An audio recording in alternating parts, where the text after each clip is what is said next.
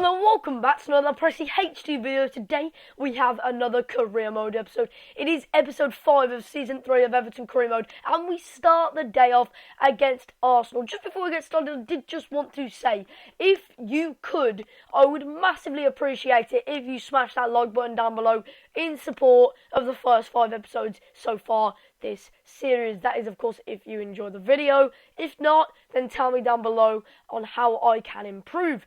But either way, we do get into the game straight away, and straight away we pretty much go ahead as Polaski slips it under Chesney. I believe that is Chesney still in goal for them, and manages to get a goal whilst the team sheets were still being read out on the bottom of the screen, which is pretty unlikely if you ask me, but it's happened nonetheless. They did break through though with Walcott, and Walcott deployed Ozil. Ozil's shot though wasn't deployed in the way which Walcott deployed Ozil, so it meant that his shot just sort of went wide, just dragged it there. But absolutely beats his man to the ball. Koscielny gets there first, and well, nobody can catch up with him. But with a little helping of the post, Kieran Gibbs manages to clear it away to safety. So Arsenal are still in this game thanks to Kieran Gibbs and the post. Wow, wowie. But either way, we do move on. Regardless, Dzeko takes it in stride here. He's tackled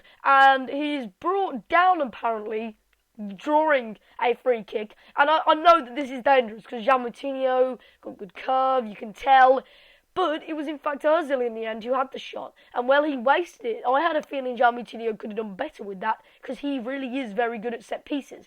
And well, what a header by Theo Walcott. Seriously, didn't even jump, just flicked his head towards the goal, and it managed to propel a header into the corner like an absolute beauty. Wow! What an angelic header, if you like. It was put back into the danger area. The corner was taken very, very wide. And despite all the efforts by Joel Campbell on the line, Howard and Campbell cannot prevent the goal, as Walcott absolutely glances it across the goal, across Howard, into the top of the net. But it is Lukaku who gets the next chance after a lumped through ball, forces him on the Arsenal defence, and well, Chesney pulls off the save this time. And Passy whips it in a bit awkwardly though. Thiago can't quite get it this time, but it falls back to Desciglio. Touch, pass, goal! Wow! That was actually insane. I rated that as one of the best build up to a goal in a long time. Desciglio touched with his chest, volleyed it over, perfect pass, and then the touch out of his feet from Thiago, and then the shot below into the corner. And before I can even finish explaining the one goal, we've already got another 3-1, and well, a pretty flattering scoreline. A bit more flattering than, well, if I may say so myself, than it should have been. But we do move on and eventually go to a Bristol City Capital One Cup game. We are at Goodison Park and have a massive upper hand here, even with the likes of Alderweireld. I wouldn't really class Dia as a reserve player anymore, 81 rated. Robles, though, he's reserved, so is Besic, and Hope as well, he's definitely reserved. But they do manage to grab an equaliser, to be fair to the kids. Well, they may not be kids, but to be fair to the lads, and despite all of their efforts, Thiago, Bittencourt, Lukaku eventually all finished them off, and it does finish 5-1 after Lukaku gets his second. And well, that is the game. 4-1, sorry. Must have got the score wrong memory there. But that was that, and that's out of the simulation. I decided to simulate that one because, well, if I'm honest, I couldn't be arsed, which is a bit harsh. But come on, I mean, with no disrespect to Bristol City, I am pretty much Premier League champions. And we do come up against Swansea, who weren't doing too well, despite all those signings from us. They have Malanda, which is going to be awkward to commentate on, of course, for known reasons. They have, who else do they have? Well, the likes of Boney, who is still at the club in this, and he unleashed a shot early on, but couldn't quite find the back of the net. It was us, though, against the run of play, who got this corner kick, whipped it out to Thiago, touch, shoot, goal. What a finish from Thiago. And well, 2 games running, Thiago has absolutely delighted me with 2 delightful goals. What a finish by him. The highlights don't really show it, but this was really against the run of play. They'd had a lot of possession, Swansea, a lot of build-up, and well, no wonder why they're 19th looking at their results. They've constantly messed it up within a few moments, like instantaneous seconds. And well, when you come up against a team like Everton, you've got to say, right, this team is going to be clinical. We've got to match their clinicalism. It's good to see that even when we're not playing well, we can win games. We can turn the games on their head. And they did get many chances, Swansea, but this was one which fell right to us. And we countered away with Ross Barkley. Samuel Says is on the run. You can see him running, but Barkley beats all the defenders, including Matip, his former teammate. It's crossed in. Says, oh my word, lands back to Bittercourt. If Says got any better of a touch on that, it may have gone in. Second time of asking, he confirms it. Victory pretty much in the bag already, which is really sensational. 2-0 Everton, and Samuel Says heads it in beautifully. He was free in the middle of the park, and well, Swansea threw away all their hard work, all their effort, just in a matter of minutes. And I really do feel sorry for them, because just like that, just like this, if you heard my click there, the game was turned on its head. I felt Swansea coming on to me, attacking me, and getting offensive chances. But this was one which fell to Strootman. He deployed the shot, but Fabianski does make the save. Montero has it now, and he's caught in possession as Barkley manages to lift it over to Says. Says, he looks like he's about to touch it inside. As he does do, he lays off Strootman. Strootman unleashes the shot, but in fact, in the process of an attempted block by Jordi Amat, it was a foul. So, after Says had deployed the ball to Strootman, he released Strootman, and Strootman lined up for the shot.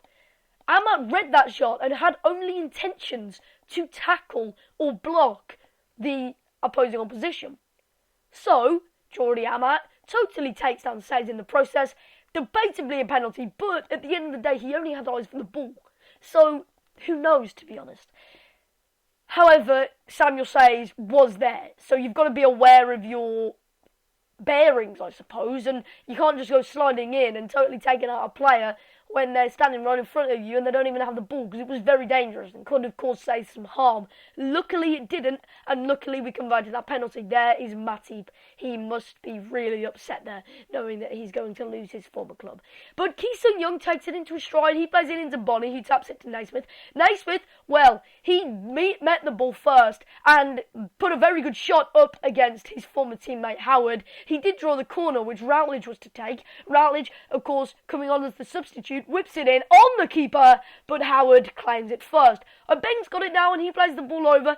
The ball is headed in the air, and well, it was a very dangerous chance, because Malanda plays it into Routledge. Routledge bursts forward, great opportunity, outpace, and what a finish by him. Nothing more than consolation goal, but a good one at that. Wayne Routledge, probably the best individual performance of the game so far, with that little bit of a dribble, with that little bit of a run, and well, Swansea keep a little bit of dignity, to say the least.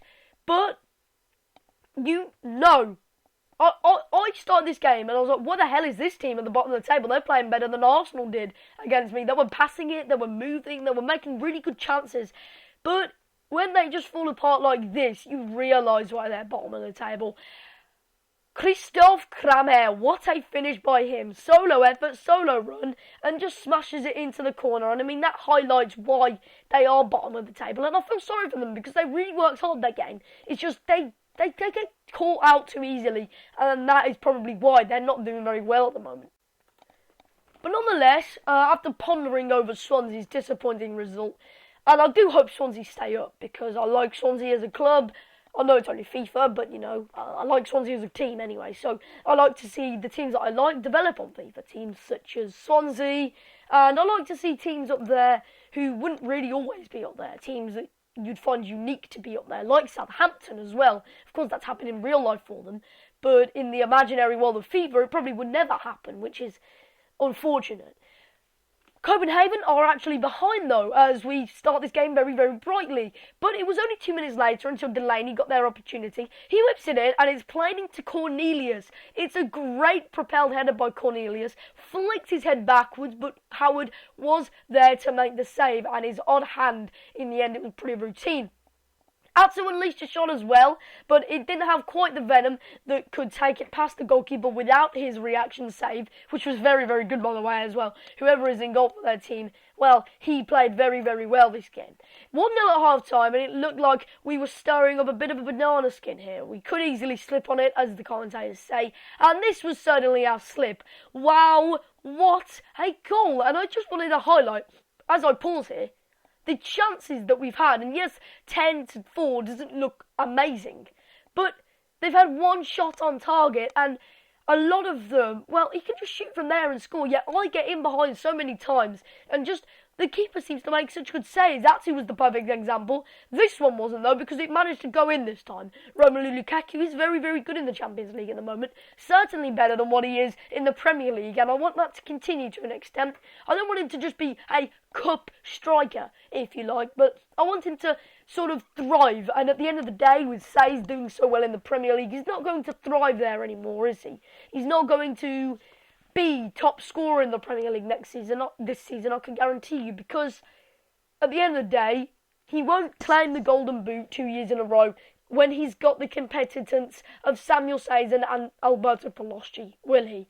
And we did wrap up the game with a final goal, which just put Lukaku on an individual goal more, and well, didn't mean much for us, but I suppose could be important goal difference wise, and it's always nice to get a goal just for the individual player to claim it to his name. And of course, you can see that that is the game up. So that is also the episode up. I do thank you for watching. If you did enjoy, make sure you smash that like button. And Everton career mode is quickly approaching January, would you believe it? I can't believe how quick we've managed to sort of approach January, especially recording-wise. I'm ahead, of course, recording-wise than editing-wise. But, we'll get there soon, so don't worry. If some of you are wondering, it's not as consistent as it was, it's because I'm getting quite busy now, school and stuff, so sorry if I'm not going to be able to meet the needs. But this is still a hobby, remember. Maybe in the future it won't be, but at the moment it's still a hobby. So at the end of the day, I'm not going to certainly burst myself and crack myself open like an egg just over it. I still need quality time doing other things. This isn't my life, and I don't want it to become my life until maybe future times, if I do manage to grow to the potential, which hopefully I have. But that was a bit of a heart-to-heart situation there. Anyway, thanks for watching, and I will see you next time with another Everton Career Mode episode. Goodbye.